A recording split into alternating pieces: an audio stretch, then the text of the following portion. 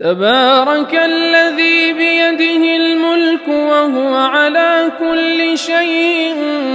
قدير الذي خلق الموت والحياة ليبلوكم أيكم أحسن عملا وهو العزيز الغفور.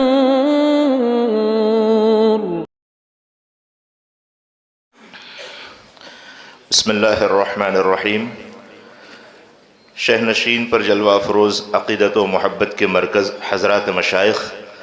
عمائدین قوم و ملت اور خمخانہ انوری کے مہکشوں، السلام علیکم ورحمۃ اللہ وبرکاتہ. تلخیص کی تمہید بھی ترک کرتے ہوئے حضرت علامہ رحمۃ اللہ علیہ کی شخصیت یوں تو متنوع گوناگوں کمالات کی حامل تھی، مگر ان میں آپ کا ایک ممتاز وصف حکمت و بصیرت بھی تھا، جو تادم حیات آپ کا رفیق سفر رہ کر آپ کے ہر قول و عمل سے جھلکتا اور چھلکتا رہا، خواہ وہ تفسیر و حدیث کا میدان ہو یا فقہ و اصول فقہ کا، منطق و فلسفہ ہو یا بلاغت، یا پھر طب و حکمت ہو یا تصوف، ہر ایک میں آپ کی حکمت و بصیرت کی گلکاریاں مسلم ہیں. عاجز کے مقالے کا عنوان یہی ہے، علامہ کشمیری رحمۃ اللہ علیہ اور حکمت و بصیرت. چنانچہ قرآن پاک کی تفسیر و توضیح میں وہ بہت سے نکات ہیں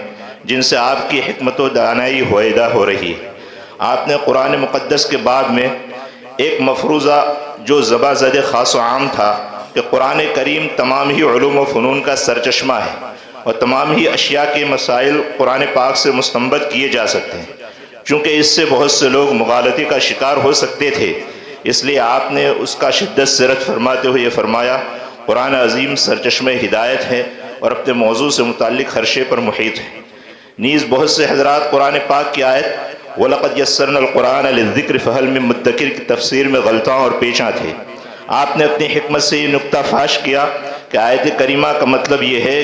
کہ اللہ تعالیٰ کی مرضیات و نامرضیات تک رسائی آسان کر دی گئی ہے. اس کے علاوہ جو حقائق و معارف قرآن پاک میں پنہاں ہیں وہ تو اس کے بحر زخار میں غوطہ زنی کرنے والوں کی دسترس میں بھی کم ہی آتے ہیں.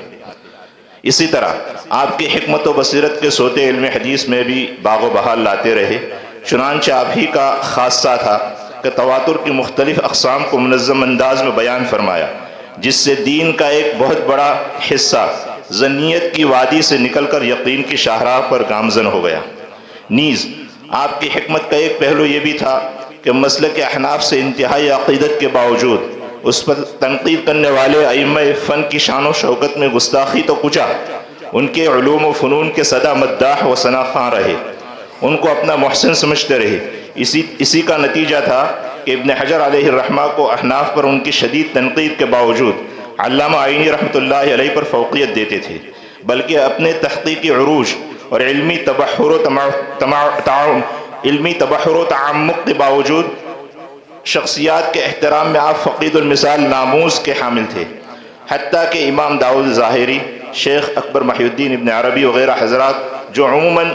جرح و تعان کی زد میں رہتے ہیں، ان کی تالیفات کے مطالعے کے بعد ان کے جن اوصاف و کمالات پر آپ مطلع ہوئے ان کو برملا ذکر کرنے سے کبھی گریز نہیں فرمایا. فقہ و فتاویٰ میں بھی آپ کا پایہ اس قدر بلند تھا کہ علامہ تھانوی علیہ الرحمہ جیسی شخصیت بھی اپنے پیش آمدہ مسائل میں آپ سے رجوع کیا کرتی تھی.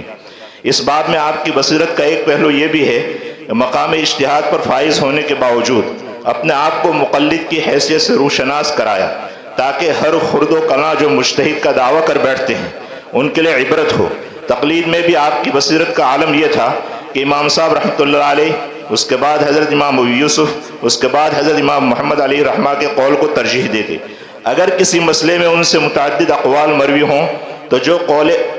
اقرب الی الحدیث ہو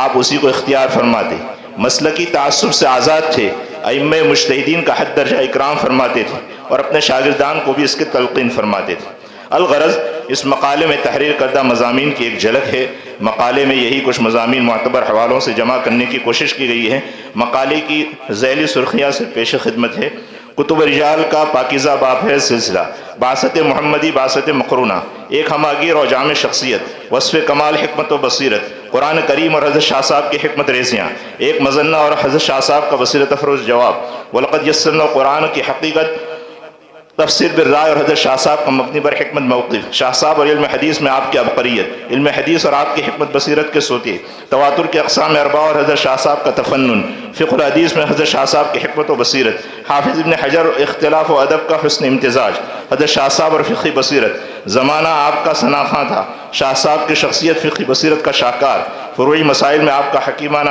فیصلہ، سواد اعظم کا احترام، ائمہ مجتہدین اور حکمت تعامل، علامہ کی فقیہانہ مجتہدانہ شان، مسئلے مسرات کا بصیرت افروز حل، اور اخیر میں تتمہ ہے۔ السلام علیکم ورحمۃ اللہ۔